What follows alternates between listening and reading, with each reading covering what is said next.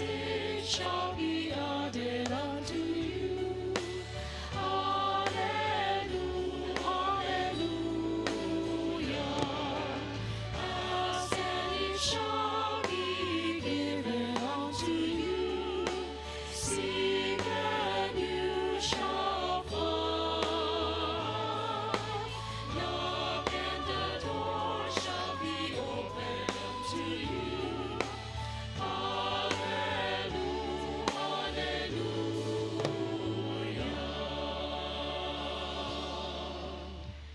Praise God.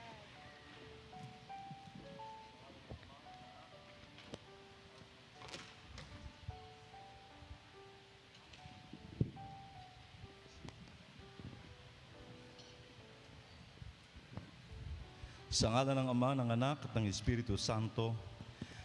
Amen. Panginoon, yamang ang iyong Espiritu'y sumasa amin. Tulungan mo kami, Panginoon, upang aming maunawaan paano kami lalago at magbabago ng anyo. In Jesus' name, Amen. In the name of the Father, Son, and of the Holy Spirit, Amen. Palakpakan po natin, Panginoon.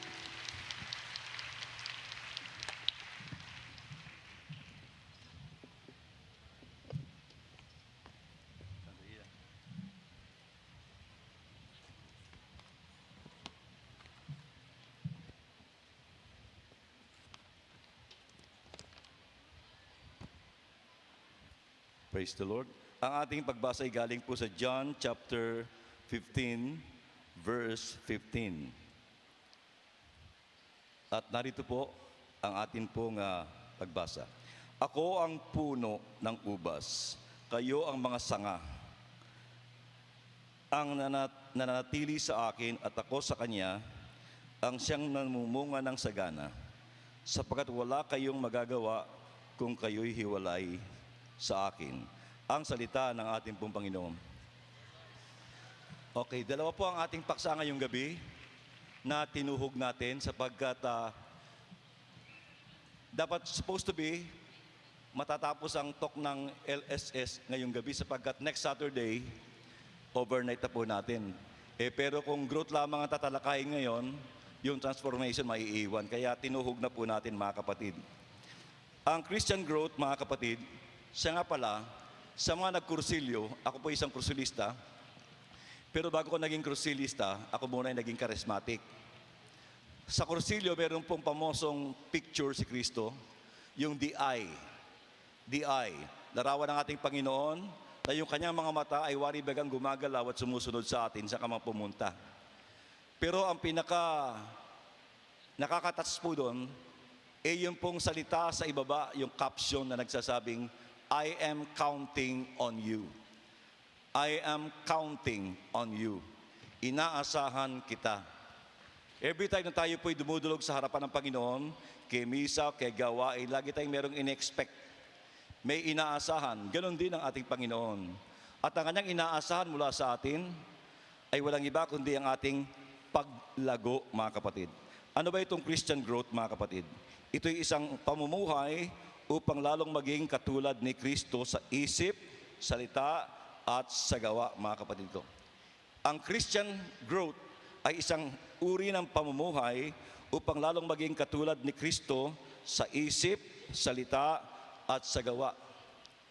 Dapat klaro sa atin yon, mga kapatid, na kaya tayo nagpapabalik-balik dito sapagkat naniniwala tayo, dito tayo binabago ng ating Panginoon at unti-unting natutulad kay Kristo Jesus. Hindi lang tayo narito para humingi ng mga material blessings sapagkat the best blessing is spiritual. Hindi material, kapatid. Ang the best na pagpapala ay spiritual blessing. Kaya ang sabi ng Panginoon, Matthew 6:33, seek ye first the kingdom of God and His righteousness, and all these things shall be added unto you. Kasama ron yung material things na kailangan ng body para mabuhay tayo ng maayos at may dangal. Hindi po ninineglect o binabaliwala ng Panginoon yung kailangan ng ating katawan. Kaya lang nais sa Panginoon, matuto tayong marunong mag-set ng priority. At para sa Panginoon, ang pinakamahalaga sa lahat, ayon sa Kanya, na alam niya makabubuti ng lubos sa atin, ay ang pagharian tayo ng Diyos at ng Kanyang katuwiran. Amen? At kapag kayo ng ating sinisikap, yun ay papangyayarihin ng ating Panginoon. At kapag tayo po'y namumunga, mapapansin po niyo, malapit ang biyaya, malapit ang grasya sa mga taong busilak ang kalooban. Sapagkat mahirap pagkatiwalaan ng yaman, kapangyarihan o posisyon ang taong masama ang pag-uugali. Baka kapwa mo tao, di ka rin pagkatiwalaan eh. Ang pinagpapala ng Diyos, mga kapatid, yung mga taong nagmamahal din sa Panginoon at binibigyan ng halaga yung nais ng Diyos na pahalagahan natin. At yan po'y ang pagharian tayo ng Panginoon at ng Kanyang katuwiran. Now, paano natin maisasagawa itong paglago sa ating pamumuhay Kristiyano, mga kapatid ko? Paano tayo lalago? Ako po ay, lagi ko po sinishare to, ako po ay 40 years na. Noong August 12, ako ay 41 years na serving the Lord. Nagsimula ko sa Charismatic Renewal, August 12, 1982. Sa mga born again pa. 3 taon ako sa born again, Word for the World, bumalik ko sa Katoliko, at doon ako lumago, mga kapatid ko. Ngayon, paano natin maisasagawa sa ating pamumuhay bilang Kristiyano ang paglago? Number 1, siyempre, pag-aralan ng salita ng Diyos. Wala nang iba pa.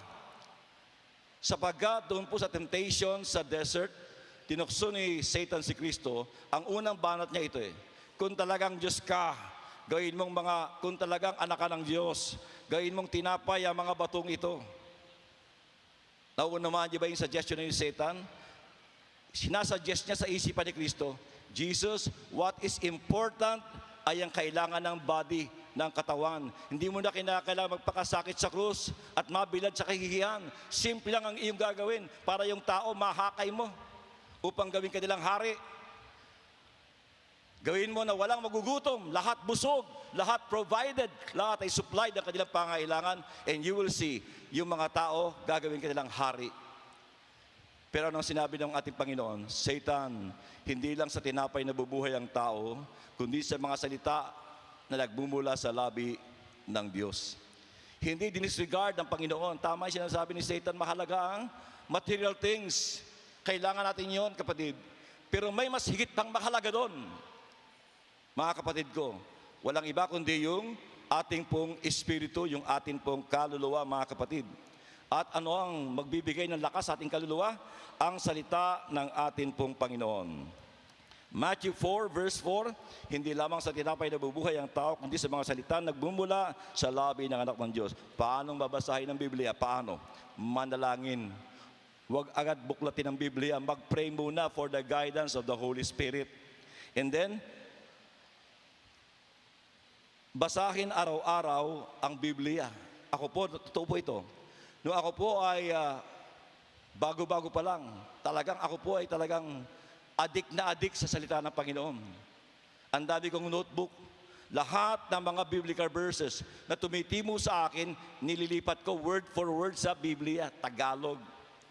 At bawat araw, ako'y nagme-memorize ng mga 5 biblical verses. Sabi ko, pag isang linggo, dumadami ito. Talaga puro Word of God, Ako'y uhaw na uhaw, gutom na gutom, mga kapatid ko. At hindi ko napapansin, habang ito'y aking memorize, pinagninilayan, unti-unti, yung salita ng Panginoon na nakakatat sa akin, nagiging bahagi ng aking katwiran, pananaw. At ito na yung aking pinangahawakan, mga kapatid. Kaya basahin araw-araw ang salita ng Panginoon, at least 15 minutes. Mag-umpisa sa bagong tipan. Huwag agad kayo tumalon sa Old Testament. Bagong tipan muna, sapagkat sa bagong tipan, inyong makikilala the man behind the book, Jesus Christ. At pagkatapos ng gospel, ng 4 na gospel, Matthew, Mark, Luke, and John, punta ka na sa Acts. Sapagkat sa Acts, doon yung makikita yung galaw ng Holy Spirit. Paano siya namatnubay sa mga early Christians, mga kapatid ko. Tapos yung mga letters ni Paul sa iba't ibang mga churches, mga kapatid ko. At pagnilayan, matapos yung basahin, namnamin, pagnilay-nilayan, paglaruin sa ating isipan. At siya makaka-apekto sa ating damdamin at isipan. Minsan kasi ang ating pinagninilayan, yung mga masamang sinabi sa atin. Sabi, pangit ako. Yun lagi niyang iniisip. Kaya nagagalit siya, minura ko. Ang ating pagnilayan yung salita ng ating pong Panginoon. Sabi ni Lord, ganito mahal niya ako. Sabi ni Lord, gagaling ako, etc., etc. Amen? Now, paano ang pakikinabangan ng salita ng Panginoon? James chapter 1 verse 22, mamuhay kayo ng ayon sa salita ng Diyos. Kung ito'y pinakikinggan lamang ninyo, ngunit hindi sinasagawa, dinadaya ninyo ang inyong sarili. Application, pagsasabuhay mga kapatid ko. Hindi lang minimemorize, kundi isinasabuhay. Amen? Yan ang iyong gabay, mga kapatid ko. Now, isa pang mahalagang pamamaraan para lumago, bukod sa Biblia at pag-aaral ng Biblia, ay ang pakikipag-ugnayan sa ating mga kapatid. Hindi ka lalago kapag ikaw'y lagi nag-iisa. Kinakailangan mo makijoin sa mga mananampalataya na iyong kapwa. Sapagkat yung mga bunga ng Espiritu na tinalakay dito, yun ay unti-unting umuusbong as we relate with each other. Paano ka lalago sa pagiging self-controlled? Kung wala kang experience na ikay binubuisit ng mga kapwa mo tao. Pero habang ikay kanilang iniinis, hindi nila alam, hindi mo alam, lumalago ka rin sa pagtitimpi, sa pagpipigil sa iyong sarili. Paano ka lalago sa humility kung walang mga taong dinadown ka at hinahamak-hamak ka? So ang bunga ng Espiritu, umuusbong at nahahayag as we relate with each other. Kaya yung mga taong laging mag-isa lang, lone ranger, hindi ka lalago. Kinakailangan mo makiugnay sa ating mga kapatiran. At huwag kang mamimili ng ating mga kapatid na sasamahan. Lalo kapwa nating kapatid ng mananampalataya. Sabi dito, sumapis sa mga samahang pangkapatiran. Mag-join tayo ng gawain kung saan malapit sa inyong lugar. Acts chapter 2 verse 42 to 47, nanatili sila sa itinuturo ng mga apostol sa pagsasama-sama bilang magkakapatid sa pagpupuri, sa pagpira-piraso ng tinapay at sa panalangin. Hindi sila nagwatak-watak, nagsama-sama. Kumbaga parang isang tingting, walis, sama-sama mga kapatid. Sapagkat kapag ikaw ay wala sa community, madali kang tirahin ng dyablo. Outside, madali kang tirahin ng dyablo. Sabi sa Biblia, be on watch, your enemy the devil roams around like a roaring lion looking for someone to devour. Kaya ang babanatan ng demonyo, yung nag-iisa, yung nalulungkot. Pag ikaw ay kasama ng mga kapatiran, pag nagkakaproblema ka, meron ka madadaingan, meron ka malalapitan, meron kang kukunan ng advice, mga kapatid ko. At pangatlo, paglilingkod. Amen? No, ako po ay ilang beses na po ako naimbitahan sa Muntinlupa, sa Maximum Compound, kung saan doon nakakulong yung mga nasa death row, yung mga may sentensyang bitay at wala nang halos sa life na yung kanilang sentensya. Nung kami nag-LSS doon, nagpunta ron mga kapatid ko, kami na-bless Na-bless din sila, nag-iiyakan sila Pero ako, umiiyak din, tumutuloy yung luha ko sa barong ko. Sapagkat sabi ko, mga hardened criminal ito. Ang titigas dito, pero lumalambot sila. Kaya nangyayari sa loob ng bilangguan, nung aking makita, natouch ako mga kapatid ko. Kaya sa ating paglilingkod, hindi lang yung mga taong ating pinaglilingkuran ang mabibilis at lalago. Pati yung tayong mismong naglilingkod sa kanila ay lalago din mga kapatid. Pagka ako po ay naimbitahan sa baptism in the Holy Spirit, bago magbaptism, tinitipong ko muna yung mga workers. Lahat ng mga manggagawang tapos na mag-LSS, taas ang kamay. Lahat ng mga manggagawang may gift of tongues, taas ang kamay. O sabi ko sa kanila, ang requirement sa baptism in the Holy Spirit, laying of hands. Papatungan ng kamay, yan ang requirement talaga. Simula pa kila Pablo, kila Peter. Kaya dapat na mapatungan ng kamay ang mga participants. Ang problema, ang dami nila. Mag-isa lang ako, kaya kakatulungin ko kayo. At sabihin ko sa kanila, isa lang ang ating formula of prayer. Kasi kung wala, yung iba ang hahaba ng prayer, di pa tapos. So marami pang hindi na pray, kaya isa lang yung formula. Kapatid, sa ngalan ng Ama at ng Anak at ng Espiritu Santo, binabautismo kita. Tanggapin mo ang mga kaloob at ang bunga ng Espiritu. Tapos yun, patong ng kamay. At sabihin mo sa kanya, kapatid, buksan mo yung labi, sabihin mo, hallelujah, hallelujah, hallelujah. Pag nag-hallelujah na siya, iwan mo na siya, doon ka naman sa kabila. Aba, nung nangyari yung mga ganyan, mga kapatid ko, halos pare-pareho ang kanilang experience. Habang nagpapatong daw ng kamay yung mga workers, talaga daw iyak sila ng iyak. Kumbaga, salit na sila yung kanilang pinapatungan ng kamay at talagang makadama ng kakaiba. Sila rin na nagpapato ng kamay, nakakadama na sila, binibless ng ating Panginoon. Lumalago din po sila. Amen? Kaya sa ating paglilingkod, marami kayong masasaksihan na gawa ng Diyos sa himala na ikalalakas ng ating pananampalataya. Kaya nga tayo binibigyan ng gifts. Ang mga gift o kaloob para po sa paglilingkod. Hindi po yun para sa personal enjoyment. Hindi po yun trophy sa mga long service at mga faithful na manggagawa. Basta ikaw ay mananampalataya, pinagkalooban ka ng Diyos ng mga kaloob. At yung kaloob na yon dapat mong gamitin sa paglilingkod sa iyong kapwa-tao. Amen? At isasama ko rin, pang-apat, na kapagpapalago ang sakramento, confession at Eucharist, mga kapatid ko. So yan ang tungkol sa growth, mga kapatid. Transformation. Dapat kayong maging ganap gaya ng inyong amang nasa langit. Matthew 5:48. Dapat kayong maging ganap gaya ng inyong amang nasa langit. Be perfect, for your Father in heaven is perfect. Si Kristo ang may gusto niyan. Amen? Si Jesus ang nagnanais na tayo po'y maging ganap o maging perfect katulad ng ating amang nasa langit. Now, paano tayo magiging ganap? How to be perfect, mga kapatid. James 1:24, mga kapatid, magala kayo kapag kayo'y dumaranas ng iba't ibang pagsubok, sapagkat alam ninyo na lalong magiging matatag ang inyong pananampalataya matapos ninyong mapagtagumpayan ang mga pagsubok na yan. Ano ang tamang disposisyon o response kapag kayo sinusubok at ibang-ibang pagsubok? Magalak! Hindi malungkot, hindi magtaka, hindi manlamig, hindi umayaw, hindi manisi, kundi magalak. Yung iba kasi nagtataka, ba't ganon? Kung kailan pa ako lumalapit sa Panginoon, dumadami yung problema ko. Nag-iiga po naman ako naglilingkod naman ako Lahat naman ng bisyo ko, inalis ko na Bakit may problema pa? Hindi sinasabi ng Biblia na kapag tayo nakiisa kay Kristo, wala nang problema. Kundi tinuturuan tayo ng Panginoon ng tamang pagharap sa mga problema. Pero bago kayo magalak, pag mayroon kayong mga problema, magnilay muna tayo sapagkat ang problema ay may dalawang mukha. Kara, parang pera coin, kara, krus. Ang problema may dalawang mukha.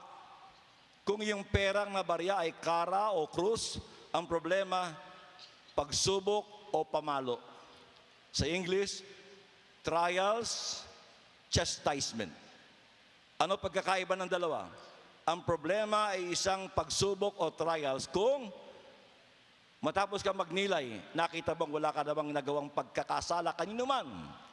Wala kang pagkakamali, hindi ka naging pabaya o responsable, at wala kang pagkukulang sa Diyos. And yet, meron kang problema, ang tawag yan ay pagsubok. At ang purpose ng pagsubok ay para subukin tayo para maging matatag. Palakasin yung ating pananampalataya. Sabi dito, mga kapatid, magala kayo kapag kayo dumaranas ng iba't ibang pagsubok, sapagkat alam ninyo na lalong magiging matatag ang inyong pananampalataya matapos ninyong mapagtagumpayan ang mga pagsubok na yan. Kaya pag meron kayong problema, magnilay ka, ito ba isang pagsubok o pamalo? At kung sa iyong tingin, with all honesty, yung problema mo isang pagsubok na wala kang pagkukulang, pagkakamali o pagkakasala, magala ka. Huwag ka malungkot, huwag ka magtaka, huwag kang panghinaan, kundi magalak sapagkat sa iyong pagsubok, tutulungan ka ng ating Panginoong Jesucristo. Sinasabi sa Biblia, sa 1 Corinthians 10:13, every test that you have experienced is the kind that normally comes to people, normal. But God is faithful, and He will not allow you to be tested beyond your power to remain firm. At the time you are put to the test, He will give you the strength to endure it and so provide with a way out. Amen? Tutulungan ka ng ating Panginoon. Kung yan ay isang pagsubok ka na wala ka mga pagkukulang, mga kapatid ko. So kung yan ay pagsubok, magalak. Sapagkat ang result niyan, lakas ng pananampalataya. Pero kung ang iyong problema ay isang pamalo, ito kaibahan yan. Ang problema ay matatawag na pamalo o chastisement kung meron ka nagawang pagkakamali. Natural. Kung yung walang pagkakamali, walang pagkakasala, hindi exempted sa problema. Di lalo na ikaw na may ginawang kamalian, umasa ka, darating ang kastigo ng ating Panginoon. Dahil ang Diyos ay hindi po, ano po tawag doon? Hindi po siya nagtotolerate. Ang Diyos ay just God, just makatarungan. Kung ikaw ay nakakaganap ng kanyang kalooban, He will reward you. Pero pag gumagawa ka ng mali, He will punish you. Amen? Kaya kapag halimbawa po, may problema tayo, check mo muna, ito ba'y pagsubok o pamalo? At nakita mo sa iyong pagninilay, meron ka nagawang pagkukulang, meron ka nagawang kapabayaan, naging sobra-sobra ka, nagkasala ka sa Diyos at sa kapwa-tao, kaya ka pinapalo ng Panginoon. Anong dapat maging disposisyon o response? Magalak? Hindi magalak. Ang magalak para lamang sa problema. Anong dapat mong gawin? Magsisi at magbalik loob sa ating Panginoon. Repent! Yan ang nais ng Panginoon. Dahil kung hindi ka magsisisi, sapagkat yung pong pamalo na yun, panggising nga po sa atin eh. Dahil kung hindi ka niya papaluin, sisigi-sigi ka lang. Tutuloy mo lang, ay bakit gano'n? Pag pinalo ka niya, para magising ka. Amen? Para ikaw ay magbalik loob sa Panginoon, para huminto yung bagyo ng pagsubok sa iyo. O ng bagyo ng pamalo sa atin, mga kapatid ko. Amen? Now, paano tayo makikiisa sa ating pong paglago at pagiging katulad ni Kristo Jesus? Ang Holy Spirit ang ating katulong. Kaya nga siya po yung sanctifier, tagapagpabanal. Amen? Ang Holy Spirit ang tutulong sa atin, mga kapatid ko. Now, paano tayo makikiisa sa banal na Espiritu? Lahat ginawa ni Kristo. Namatay sa krus, ipinangako niyang banal na Espiritu Santo para maging matagumpay tayo. At narito ang banal na Espiritu Santo, lahat ng ayuda at tulong upang tayo maging banal ay ginawa ni Kristo.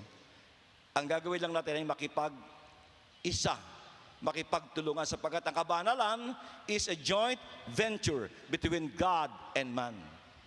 Gawa ng Diyos at responsibilidad ng tao. Amen, mga kapatid ko? Sa Romans 12 verse 2, huwag kayong umayon sa takbo ng mundong ito.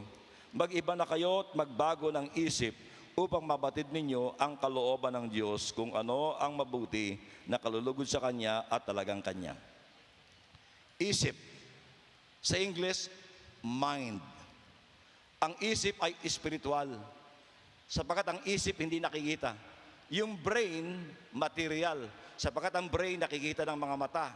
Nakikita ng mga doktor, yung brain. Pero yung mind, hindi. Dahil spiritual po yun. At yung isip na yan, na spiritual, binigyan tayo ng Diyos niyan. At yan ay mayroong kapangyarihang taglay. Ano yung kapangyarihang taglay ng isip o mind? The power of intellect and the power of the will.